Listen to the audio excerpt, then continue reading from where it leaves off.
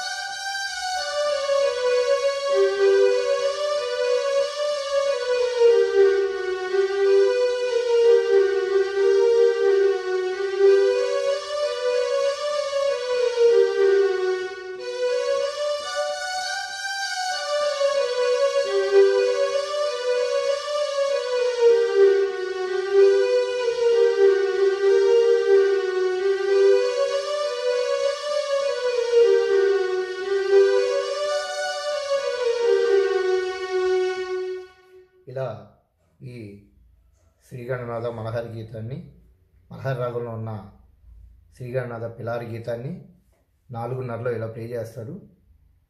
Thank you friends, please subscribe.